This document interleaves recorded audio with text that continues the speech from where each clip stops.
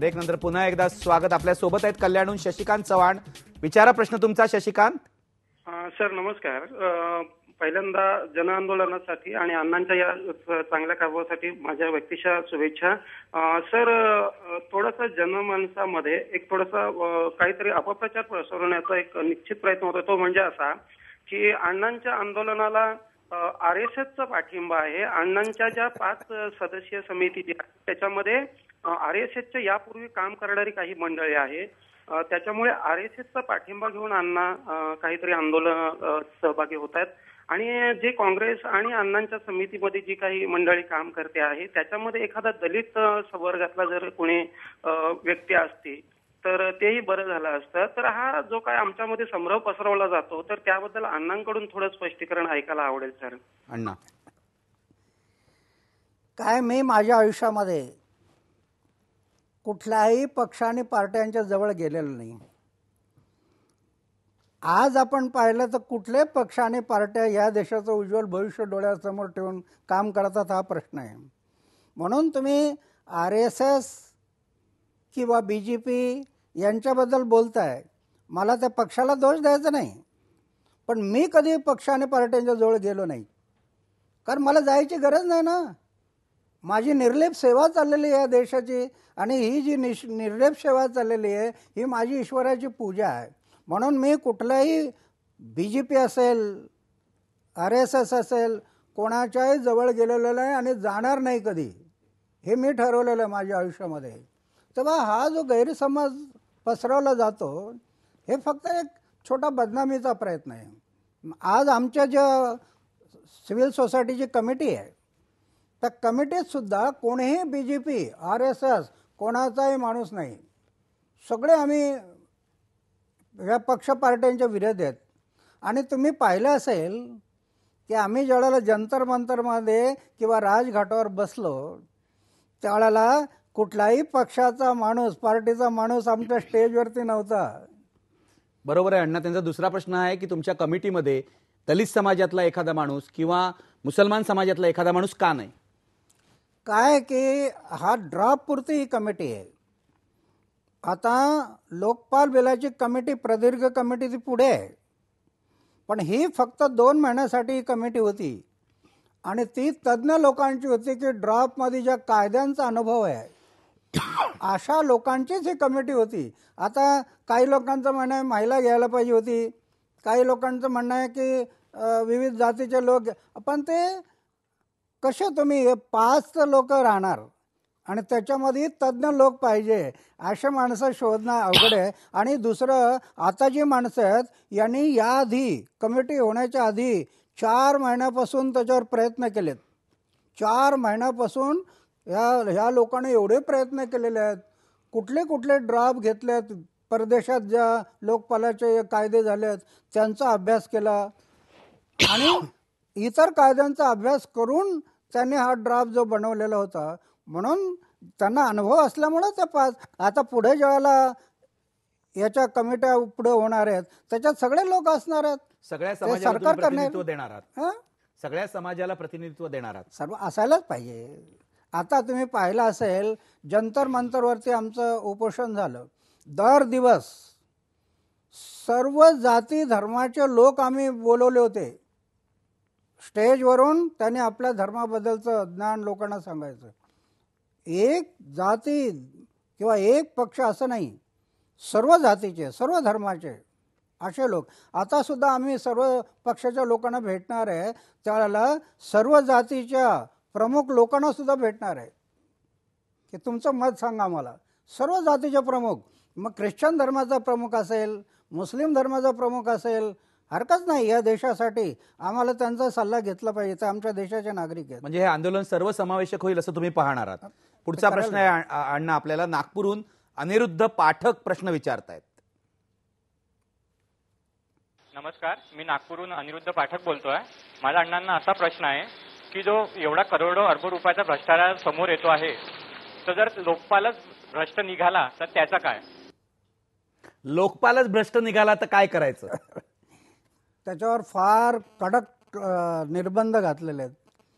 एक तर लोकपालाची नियुक्ती करताना मी जे म्हणालो 8 लोक ते एवढे उच्च स्तरावरचे आहेत. त्याच्यानंतर त्यांनी कमिटी केल्यानंतर त्या कमिटीला समांतर त्या लोकपालाच्या अंडर नाही, सरकारच्या अंडर नाही, पण एक स्वतंत्र एक कमिटी राहणार आहे आणि तिला एवढे पॉवर असणार आहेत.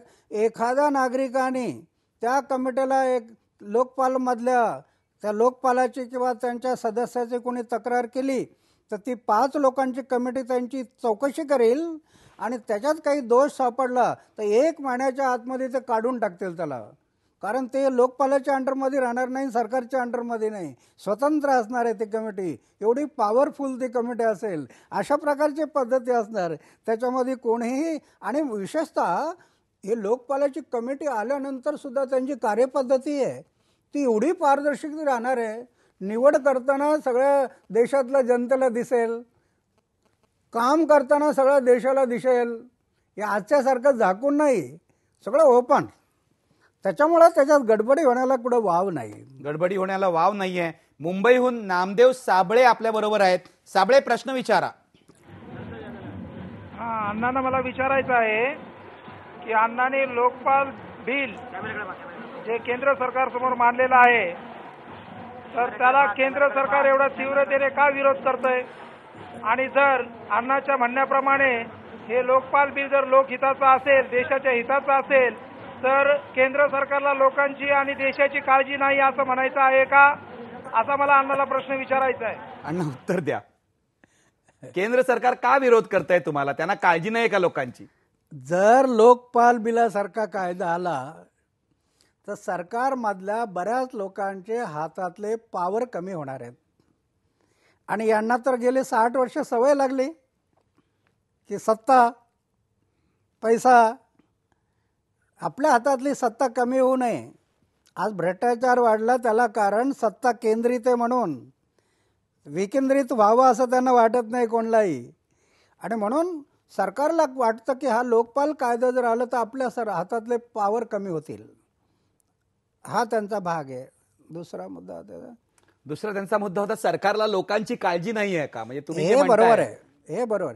लोकांची काळजी असती तर लोकपाल बिल 42 वर्षात 8 वेळेला लोकसभेमध्ये आलं आणि यांनी ते नाकारलंय. पण काळजी असते तर का ते आतापर्यंत राहिलं? 8 वेळेला लोकसभेत येऊनही ते बिल पास झालं नाही. किंवा गेल्या 62 वर्षात सरकार घातलेल्या उसासारखी लोक पिळून निघतात त्या भ्रष्टाचारामुळं. सांगा ना, या सरकारला काळजी असते तर एखादा तरी कायदा केला असता, कठोर कायदा भ्रष्टाचाराला आळा घालण्यासाठी. एक माहितीच्या अधिकारासाठी आम्ही 10 वर्ष लढत राहिलो. मग याला काळजी नाही असं वाटत नाही लोकांना, हे तर नाकारता येत नाही. म्हणून आता जनतेनेच प्रेशर आणून त्यांना करायला भाग पाडलं पाहिजे. अगदी जनतेने उठाव केला पाहिजे असं अण्णा म्हणतायत. नाशिकहून स्वरूप दीक्षित आपल्या सोबत आहेत. स्वरूप, प्रश्न विचारा. हॅलो, नमस्कार निखिल सर. नमस्कार अण्णा. माझा असा क्वेश्चन आहे की तुम्ही जे Lokpal under mainly government officers आणि गव्हर्नमेंटचे जे एम्प्लॉई आहे त्यांना घेतलेला आहे, पण जो प्रायव्हेट सेक्टरमध्ये भ्रष्टाचार चाललेला आहे त्याचं काय? उदाहरणार्थ कॉलेजमध्ये सुद्धा डोनेशन वगैरे मागतात, त्याबद्दल तुम्ही काय प्रयत्न करत आहात? प्रायव्हेट सेक्टरमध्ये जो भ्रष्टाचार आहे, खाजगी कॉलेजेस असतील, खाजगी उद्योगधंदे असतील, यामधल्या भ्रष्टाचाराचं काय? कारण ते काही लोकपालच्या कक्षेमध्ये येणार नाहीयेत. नाही, आम्ही औद्योगिक क्षेत्राला याच्यात आणलेलं आहे, कॉन्ट्रॅक्टरला याच्यात आणलेलं आहे की सरकारने एखाद्या कॉन्ट्रॅक्टरला कॉन्ट्रॅक्ट दिलं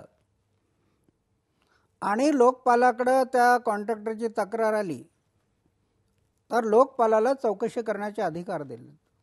आणि अधिकार दिल्यामुळं त्यांनी चौकशी केल्यानंतर त्याच्यात जर गैरव्यवहार झालाय दिसलं तर त्याला काळ्या यादीत टाकायचं आहे, अशी तरतूद आहे बिलामध्ये.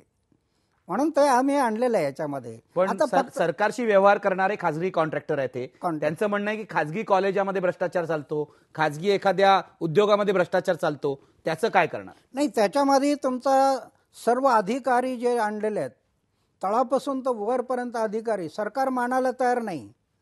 पण आम्ही आग्रह धरलेला आहे, कारण सगळ्यात मोठा भ्रष्टाचार होतो ते ह्या अधिकारी जी लाईन आहे प्रशासन सेवा, त्या प्रशासन सेवेमध्ये खूप मोठा भ्रष्टाचार होतो आणि सगळे माणसं जे मेटाकुटीले येतात ते ह्या प्रशासन सेवेच्या लाईनमध्ये.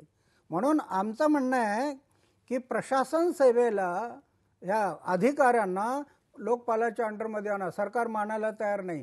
त्यासाठी 16 तारखेला आमचं जे आंदोलन होतं त्याच्यात मुख्य मुद्दा हाच आहे की तळापासून तर वरपर्यंत सर्व अधिकारी लोकपालाच्या कक्षेत यायला पाहिजे. त्यांना नियुक्त करण्याचे अधिकार लोकपालाला नाही. सरकारने नियुक्त करा, अधिकाऱ्यांची नियुक्त करा, प्रमोशन द्यायचं, बदल्या करायच्या, काय करायचं ते करा. भ्रष्टाचाराची तक्रार आली, माहितीच्या अधिकाराखाली माहिती घेतली आणि अधिकाऱ्याने भ्रष्टाचार केला हे स्पष्ट झालं, त्याची चौकशी लोकपाल करतील. एवढे अधिकार द्या. सरकार मानायला तयार नाही. त्यासाठी आता 16 तारखेला आंदोलन. आपण पुन्हा एकदा ब्रेक घेणार आहोत. ब्रेक नंतर अण्णांना प्रश्न चालू ठेवा. लोकपाल विधेयक जे आहे त्याचे अनेक पैलू आहेत. अण्णांनी आता अनेक पैलूंवर भाष्य केलेलं आहे. उरलेल्या पैलूंवर प्रश्न विचारा.